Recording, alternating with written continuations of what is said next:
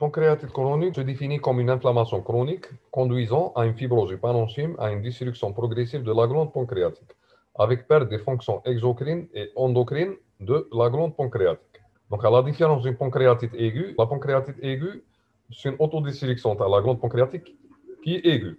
La pancréatite chronique, la différence, c'est que le processus inflammatoire radicaux chronique. Il faut savoir que la pancréatite chronique donc, est une pathologie qui a une fréquence variable. La prévalence est d'environ 25 cas pour 100 000 habitants dans les pays occidentaux, donc liée à la consommation élevée d'alcool. La première cause, donc 80 à 90% des cas, donc, est l'intoxication alcoolique. Le diagnostic, il fait souvent appel à des imageries différentes, donc en particulier en première intention, la tomodensitométrie, le scanner, avec injection de produits de contraste, la pancréato-IRM et l'échoendoscopie pancréatique. Donc les étiologies sont multiples, dominées par l'intoxication alcoolique, et on va voir par la suite des autres causes qui peuvent donner une pancréatite chronique. Donc le traitement, il peut être endoscopique, radiologique, voire chirurgical. Rappel anatomopathologique. L'aspect macroscopique d'une pancréatite chronique, les lésions peuvent être focales et ou segmentaires. Parfois, on peut avoir une sclérose diffuse avec une atrophie parenchymateuse. Donc, l'atteinte, elle prédomine au niveau de la tête du pancréas, qui peut être volumineuse et dure. Possibilité de sclérose péripancréatique avec adhérence aux organes adjacents. Donc, à l'histologie, au stade avancé de pancréatite, on peut avoir une sclérose plus ou moins extensive, donc avec une atrophie, une obstruction des canaux pancréatiques, des acinis diminués de taille et de nombre. Un rappel sur la physiologie pancréatique. Le pancréas est un organe qui est rétropéritonéal. C'est une glande qui a deux fonctions, donc une fonction exocrine et une fonction endocrine. Donc la fonction exocrine, elle va permettre à la glande pancréatique de participer à la digestion en particulier des protéines, des lipides et des glucides. Une fonction endocrine qui va permettre à la glande pancréatique de réguler particulièrement le sucre dans le sang. Donc la fonction exocrine, elle fait appel aux acinis donc, qui sécrètent les enzymes dans les canaux pancréatiques qui drainent la sécrétion vers le duodénum. Il existe deux canaux pancréatiques, un canal principal qui est le canal de Wissong et les canaux secondaires.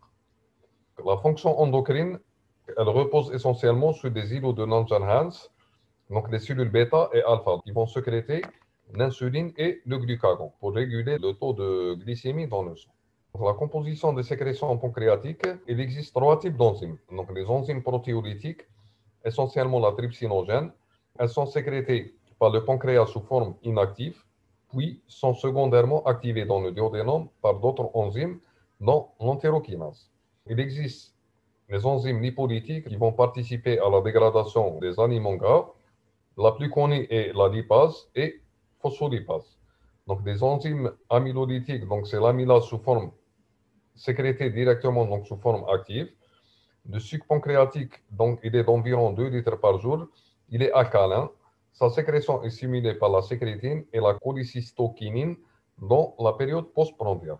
Un rappel sur la physiopathologie de la pancréatite chronique alcoolique ou la pancréatite calcifiante. En cas de consommation alcoolique à risque et pendant une longue période, parfois chez des sujets donc, qui sont prédisposés génétiquement, cela va entraîner tout d'abord à une augmentation de la synthèse des protéines pancréatiques via l'activation des récepteurs cholinergiques, puis une activation plus précoce des proenzymes pancréatiques. Donc, cette activation plus précoce des enzymes pancréatiques et l'augmentation de synthèse protéique va entraîner une baisse de l'activité lithostatine, entraînant une sursaturation en carbonate de calcium du sucre pancréatique et une baisse du pH. Le pH, il est alcalin. Donc, la baisse du pH par diminution de la sécrétion hydrocarbonée va entraîner une obstruction canalaire par précipitation et la formation de cristaux de calcium. Donc, c'est pour ça qu'on parle de pancréatite chronique calcifiante, dans la pancréatite alcoolique. Donc, la formation de précipitation protéique va entraîner une obstruction canalaire chronique, ce qui va déclencher un processus inflammatoire. Donc, ce processus inflammatoire va être responsable de lésions épithéliales, donc une inflammation péricanalaire, une nécrose, qui va conduire à une inflammation chronique via le stress oxydatif et l'activation des cellules étoilées. Donc, tout ce processus-là, comme dans la cirrhose, c'est au bout de 10 à 15 ans d'évolution, donc de consommation chronique d'alcool. Concernant le deuxième mécanisme de pancréatite chronique obstructive, c'est la même chose. Donc, lorsqu'on a une obstruction, donc quel que soit le type d'obstruction, une obstruction tumorale, une obstruction infectieuse, cela va conduire à la formation de précipités protéiques, à une diminution du pH pancréatique et du flux du sucre pancréatique, une augmentation de la pression canalaire d'amont, ce qui va conduire à un infiltrant inflammatoire et un déclenchement de réponse inflammatoire qui va conduire à une fibrose intralobulaire et péricanalaire. Et du coup, elle va se traduire cliniquement par des épisodes de pancréatite chronique. L'histoire naturelle de la pancréatite chronique, donc trois phases. La première phase, c'est la phase de pancréatite aiguë récurrente sans signe de pancréatite chronique où la douleur prédomine. La deuxième phase, c'est des patients qui vont développer des épisodes de pancréatite aiguë récurrente avec des douleurs plus ou moins chroniques et l'apparition de calcification en imagerie et l'apparition des anomalies canalaires. Donc, les complications les plus souvent rencontrées dans cette phase, c'est l'apparition de pseudokystes avec des compressions biliaires qui vont se manifester par un ictère. La phase terminale de la pancréatite chronique, c'est là où il va y avoir une altération sur la fonction endocrine et exocrine de la glande pancréatique qui va se manifester par des signes d'insuffisance pancréatique exocrine et des signes d'insuffisance pancréatique endocrine, à savoir le diabète. Clinique, comment diagnostiquer ou suspecter une pancréatite chronique? Donc, le type de description, une pancréatite chronique alcoolique non compliquée, le terrain, un homme de 40-45 ans, avec une consommation à risque d'alcool, donc une consommation chronique pendant plus de 10 ans. Le tableau, le patient, il va se présenter, premier symptôme, donc c'est la douleur pancréatique. C'est une douleur qui a une sémiologie particulière, donc c'est une douleur intense, de siège épigastrique à irradiation postérieure transfixiante, soulagée par l'antéflexion du tronc, ce qu'on appelle la position en chien de fige. Ces douleurs évoluent généralement par des poussées entrecoupées par des épisodes de rémission, déclenchées essentiellement par la prise d'aliments et ou d'alcool. 10 à 20% des pancréatites chroniques calcifiantes sont indolores et le diagnostic ne pourra se faire qu'au stade de complication. Donc, le deuxième symptôme, c'est l'existence d'une altération de l'état général avec un amaigrissement. L'examen physique, il est généralement pauvre, à part une sensibilité épigastrique. Donc, on doit rechercher toujours des signes en faveur d'une complication, tel qu'un ictère, donc un ictère par compression, par exemple, d'un kyste ou un pseudokyste pancréatique qui va comprimer les voies biliaires. Les autres manifestations de l'intoxication alcoolique, hépatique ou neurologique. Le bilan biologique il est également pauvre. Généralement, le bilan est normal en dehors de poussée de pancréatite aiguë. Donc, la lipasémie, la pancréatite chronique, elle est généralement élevée, mais moins de 3 fois la normale. Donc, quand c'est plus de 3 fois la normale, on parle d'une pancréatite aiguë sur un fond chronique. Donc, le bilan hépatique peut être perturbé en rapport avec l'éthylisme. On peut avoir un syndrome de cytolyse, une macrocytose, une thrombopénie à l'éthylisme. On doit effectuer toujours un bilan à la recherche d'un retentissement sur la fonction pancréatique, à savoir un taux ou une hyperglycémie. On doit rechercher une hyperglycémie, donc un diabète, une stéatorée qui est normale dans les cas de pancréatite débutante. Un diagnostic étiologique en dehors de type de description. Donc, si vous avez un tableau sujet de 40-45 ans, donc qui a une consommation à risque d'alcool, le diagnostic de pancréatite chronique alcoolique est évident, mais il faut savoir qu'il existe d'autres étiologies de pancréatite chronique. Donc, les plus connues sont l'hypercalcémie en rapport avec une hyperparathyroïdie, les pancréatites auto-immunes dont le diagnostic repose sur le bilan biologique, donc électrophorèse et protéines, où on va trouver un pic hypergamma, un dosage de JGG4 sérique et la recherche d'auto-anticorps particuliers qui va nous orienter vers ce type de pancréatite.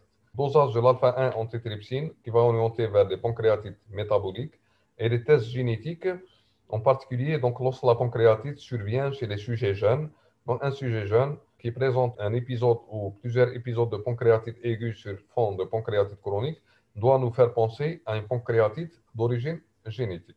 Concernant le diagnostic morphologique, donc à l'ASP, on doit rechercher les calcifications au niveau de l'aire pancréatique, donc au niveau du D1 et D2. Les calcifications, c'est les précipités protéiques. L'échographie peut orienter le diagnostic, donc elle a une faible sensibilité, 52-82%. On doit apprécier l'écogénicité et le volume du pancréas. Donc, rechercher une hypertrophie ou une atrophie avec un contour irrégulier. Donc, on doit rechercher, elle peut mettre en évidence donc, les calcifications, donc des anomalies canalaires, une irrégularité donc, des canaux pancréatiques, soit primitifs ou secondaires, ou une dilatation des canaux pancréatiques. Donc, l'échographie va nous permettre de détecter les formes compliquées, en particulier les pseudokysts pancréatiques, l'existence d'une hypertension portale par compression, par exemple, de la veine porte ou des veines sushépatiques, et on doit rechercher une dilatation des voies biliaires par compression d'une hypertrophie de la tête du pancréas ou des pseudocytes pancréatiques, donc qui vont comprimer les voies biliaires et donner une dilatation des voies biliaires. L'intérêt de l'échographie, c'est surtout pour détecter les complications. L'examen de première intention, c'est le scanner abdominal. Donc, le scanner abdominal, il est indispensable. Pourquoi? Parce qu'il a une sensibilité supérieure à 90%. La pancréatite aiguë, l'intérêt de le scanner a un intérêt diagnostique et pronostique. La pancréatite chronique, c'est l'examen de première intention parce qu'il a une sensibilité de plus de 90%. Donc les 10%, où le scanner il ne va pas apporter un diagnostic ou un diagnostic de pancréatite chronique, à ce moment-là, en deuxième intention, on demande la pancréato-IRM ou la léco-endoscopie pancréatique. Pour rechercher les calcifications pancréatiques. Indispensable, sensibilité supérieure à 90%.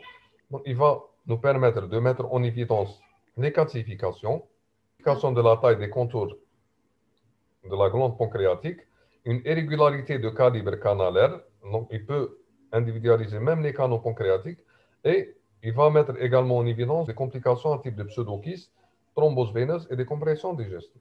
La cholangiopancréato-IRM, l'intérêt c'est pour explorer les canaux pancréatiques, donc en particulier à la recherche de sténose, des dilatations et pour rechercher l'existence de lithiase intracanalaire. C'est un examen de deuxième intention qui va orienter notre conduite thérapeutique. Par exemple, si on trouve une sténose canalaire, donc on peut proposer un traitement endoscopique par la mise en place d'une prothèse pour essayer de drainer le cycle pancréatique et limiter l'inflammation. L'écho-endoscopie pancréatique, c'est un examen donc, qui a un intérêt diagnostique, a une sensibilité, une spécificité presque identique à la cholangiopancréato-IRM. L'avantage à l'écho-endoscopie, c'est qu'on peut effectuer des ponctions ou un geste thérapeutique pour évacuer un pseudokyste. Donc, elle va nous permettre de mettre en évidence des anomalies parenchymateuses, des calcifications, des microcalcifications, un aspect hyperéchogène qui est en faveur d'une fibrose, et elle peut mettre en évidence également des anomalies canalaires à type de dilatation, irrégularité canalaire et présence de calcul dans les canaux pancréatiques, soit primitifs ou secondaires. La cholangiopancréatographie rétrograde endoscopique n'a plus de place diagnostique. Elle a plus un intérêt thérapeutique. Pour essayer de résumer, donc une pancréatite chronique doit être suspectée devant la répétition de poussées de pancréatite aiguë. Si vous avez un patient qui présente plusieurs épisodes de pancréatite aiguë, maintenant on doit évoquer la pancréatite chronique. Devant un premier épisode survenant dans un contexte particulier, alcoolisme chronique et massif, imagerie compatible avec une pancréatite chronique. Le diagnostic formel repose sur la présence de calcification pancréatique, d'anomalies canalaires, irrégularité, alternance sténose-dilatation, soit encore devant une preuve histologique très rarement obtenue. Généralement, la preuve histologique, donc, elle ne sera obtenue qu'après le décès d'un malade ou pour étude sur cadavre. On passe aux formes cliniques. Il existe des formes asymptomatiques indolores, découvertes fortuites ou à l'occasion d'une exploration d'un diabète ou d'une stéatorée, des poussées aiguës sur une pancréatite chronique, donc une douleur plus une élévation de la lipase. Donc les formes étiologiques, donc la classification de TIGAR, donc comme la pancréatite toxique métabolique, la colique, c'est la première cause de pancréatite chronique en Occident. Une consommation régulière journalière de 100 à 150 grammes pendant plus de 10 ans. Une hypercalcémie, c'est la deuxième cause de pancréatite toxique métabolique. Lorsque la calcémie dépasse 3 millimoles par litre, ou l'hypercalcémie, généralement, la première cause ou la cause de l'hypercalcémie, c'est l'hyperparathyroïde. Deuxième cause de pancréatite chronique, donc c'est les pancréatites chroniques idiopathiques, qui représentent 10% de cas de pancréatite chronique, et elles seront évoquées lorsque le bilan étiologique complet est négatif. Qui m'a fait la cirrhose? Donc la cirrhose a comme plusieurs étiologies, comme Dans 30% des cas, on parle de cirrhose cryptogénétique. Donc, cirrhose cryptogénétique, lorsqu'on ne retrouve aucune étiologie. Donc, kiff la pancréatite. Donc, une pancréatite est idiopathique lorsque le bilan étiologique complet devant une pancréatite chronique revient négatif. Troisième cause, c'est la pancréatite génétique ou héréditaire. Elle survient chez le sujet jeune, à un âge précoce, donc est un élément diagnostique. Donc, le terrain, c'est important. La principale mutation dominante concerne le site autocatalytique de la trypsine. Il existe d'autres mutations qui peuvent favoriser et entraîner une pancréatite chronique. Mutation du gène inhibiteur de la trypsine ou du gène CTFR, impliqué dans la mucoviscidose. Quatrième étiologie, donc, c'est la pancréatite auto-immune, parfois associée à d'autres affections auto-immunes, par exemple une hépatite auto-immune ou une thyroïdite auto-immune, donne parfois un aspect pseudo-tumoral. Donc, la caractéristique de ces deux types de pancréatite, une grande sensibilité au traitement corticoïde. Cinquième cause, pancréatite chronique, compliquant une pancréatite aiguë sévère, récidivante, après une pancréatite aiguë nécrosante sévère, donc ischémique. Sixième cause, c'est les pancréatites chroniques obstructives, obstruction canalaire par une tumeur ou une sténose canalaire cicatricielle. Les éléments essentiels à retenir, c'est que devant une pancréatite chronique alcoolique, il faut rechercher toujours une consommation d'alcool donc à risque qui est de 150 grammes par jour pendant 10 à 15 ans chez les hommes et pendant 8 à 10 années chez les femmes. Une pancréatite chronique non alcoolique avant 35 ans, donc évoquer une pancréatite héréditaire. Au-delà de 55 ans, donc pensez à une tumeur au niveau du pancréas. Et à tous les âges, évoquer une pancréatite auto-immune, mais seulement si l'imagerie est en faveur. On va passer aux complications. Donc, la première complication pancréatite chronique, c'est les pseudokystes, qui compliquent 20 à 40% de pancréatite chronique. Il s'agit de collections liquidiennes, donc sans paroi propre, extra ou intrapancréatique, contenant soit du sucre pancréatique pur, éclair, soit de la nécrose pancréatique liquéfiée. Donc, les pseudokystes nécrotiques correspondent à des collections de la nécrose pancréatite suite à une poussée de pancréatite aiguë et nécrosante. Donc, les pseudokystes rétentionnels, donc, c'est des pseudokystes qui contiennent du sucre pancréatique secondaire à la rupture d'un canal pancréatique. Donc, le diagnostic, le maître symptôme, c'est la douleur ou découverte fortuitement lors de la surveillance radiologique d'une pancréatite. Donc, l'évolution, elle se fait soit vers la régression ou la stabilisation ou vers des complications à type d'infection, une compression biliaire ou digestive ou des compressions vasculaires, donc notamment des compressions du tronc portal ou des veines sushépatiques. Une rupture dans un organe creux qui va donner une hémorragie au niveau de la cavité péritonéale.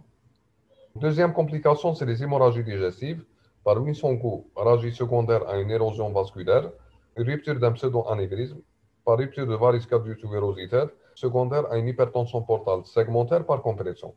Les complications les plus tardives sont en rapport avec une insuffisance pancréatique exocrine après au moyenne 10 ans d'évolution, responsable d'une stéatorée. Comment établir un diagnostic de stéatorée? Donc, le débit fécal de graisse est supérieur à 7 grammes par jour avec un amaigrissement modéré. Et ça témoigne d'une destruction de plus de 90% de tissus exocrines. L'insuffisance pancréatique endocrine est une complication majeure et tardive, essentiellement un diabète déséquilibré.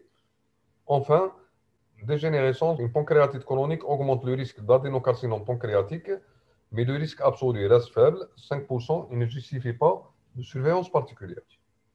Le risque, il existe, mais il est faible. Le traitement, le but du traitement, c'est de soulager essentiellement la douleur, traiter les complications et traiter l'étiologie. Donc, les moyens, le traitement, il fait appel aux règles hygiéno-diététiques, un traitement médical, traitement endoscopique et un traitement chirurgical. Donc, les règles hygiéno-diététiques, donc, essentiellement, c'est le sevrage d'alcool en cas d'intoxication éthylique, un régime pauvre en graisse, un traitement médical, donc traitement de la douleur à base antalgique, et on va passer de différents paliers, de palier 1, paracétamol, au palier 2, tramadol, jusqu'au palier 3, donc dans les douleurs insupportables. Et on va utiliser de la morphine. Donc la somatostatine et ses dérivés, l'octréotide ou inhibition de la sécrétion pancréatique, vont favoriser l'inhibition de la sécrétion pancréatique et diminuer le mécanisme ou le processus inflammatoire. Une neurolyse cœliaque, donc sous échoendoscopie, à visée antalgique. Le traitement de l'insuffisance pancréatique, donc dans des formes compliquées, avancées. Donc, en cas d'insuffisance pancréatique exocrine, donc on va prescrire de l'extrait pancréatique en cas d'amaigrissement ou de stéatorée. et de l'insuline donc, en cas de diabète. Le traitement des autres complications, donc essentiellement des pseudokystes pancréatiques, traités par voie endoscopique en première intention. Donc, le traitement consiste à drainer le pseudokyste, soit à travers la papille principale, soit à travers une paroi digestive. L'indication chirurgicale, donc, c'est les dérivations kystodigestifs ou pancréatodigestifs ou de résection. Ensuite, donc, le traitement, c'est le traitement de l'étiologie. En cas de pancréatite alcoolique, arrêt de l'alcool. Donc, une pancréatite auto-immune, donc corticoïde. Pancréatite génétique, donc il n'y a pas de traitement, donc on traite les complications. Et en cas de pancréatite obstructive, le traitement est fait appel généralement au traitement endoscopique ou au traitement chirurgical. Voici un traitement endoscopique d'une cénose pancréatique, une kystomie donc sous écho-endoscopie, donc une ponction sous écho-endoscopie, donc la première image. Image B, donc enroulement d'un guide et guide transgastrique donc introduit et mise en place d'un kystosome pour essayer de drainer donc le pseudokyste à travers la papille. En cas de pseudokyste non compliqué, lorsque le volume est moins de 3 cm, donc absorption thérapeutique, lorsqu'il y a une persistance ou augmentation de taille, on propose un traitement endoscopique. En cas d'échec, donc on va indiquer le traitement chirurgical. Donc le pseudokyste compliqué, donc sur infection, hémorragie, compression, donc on va indiquer d'emblée un traitement chirurgical. Pour conclure, la pancréatite chronique correspond à une inflammation chronique du pancréas aboutissant à une destruction progressive. La cause principale est la consommation chronique massive et prolongée d'alcool. Donc, le scanner, la pancréato-IRM, l'écho-endoscopie sont les principaux outils diagnostiques. Le traitement destiné aux symptômes et surtout aux complications.